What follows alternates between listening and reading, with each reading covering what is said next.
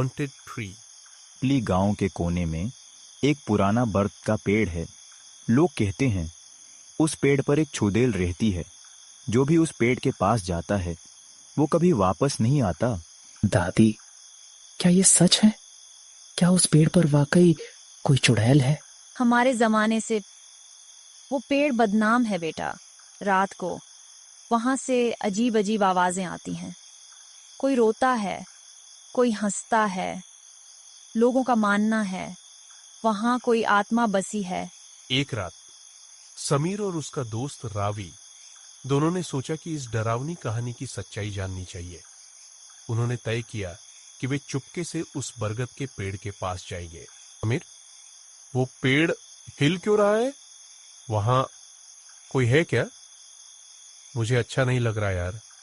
चलो वापस चलते हैं प्लीज। डरने की क्या बात है यार, हम यहाँ तक आ गए हैं, अब वापस जाने का कोई सवाल ही पैदा नहीं होता। यहाँ तक आ गए हैं, अब वापस लौटना बेकार है। तू डर मत यार, मैं तेरे साथ हूँ। हाँ, तेरे साथ हूं, लेकिन ये जगह सच में कुछ तो छुपाए हुए है। मुझे वो पेड़ और उसके नीचे जो परछाई दिखी अब तक याद आ रही है। तेरी हिम्मत को सलाम। मैं तो डर के मारे कांप रहा हूं। रहने दे यार, जितना डरेंगे उतना बड़ा हो जाएगा वो जो भी है। पेड़ के नीचे कुछ तो ज़रूर है, कुछ छुपा हुआ राज। सुन, मैंने सुना है कि उस पेड़ के नीचे कभी एक औरत रहती थी जिसे गांव वाले चुड़ैल कहते हैं। चुड़ैल? मतलब वो वही डरावनी परछाई जो हमने देखी थी? हाँ, वो चुड़ैल बरगद के पेड़ के अंदर छुपी रहती है। कहते हैं वो किसी ज़माने में उस गांव की सबसे खूबसूरत लड़की थी, लेकिन जब किसी ने उसे धोखा दिया तो उसने अपनी जान ले ली। उसके बाद से उसकी आत्मा पेड़ में बस गई और अब वो हर रात गांव के किसी न किसी को डराती है। ये तो बहुत डरावना है, लेकिन हम यहाँ क्यों आए हैं फिर? क्योंकि हमें सच जानना है।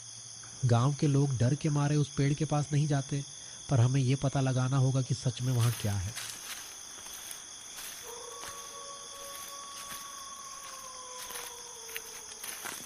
यहाँ का तो मौसम ही बदल गया है।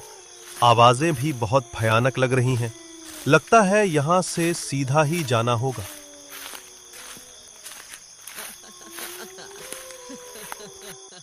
समीर, तूने भी वही आवाज सुनी जो मैंने सुनी?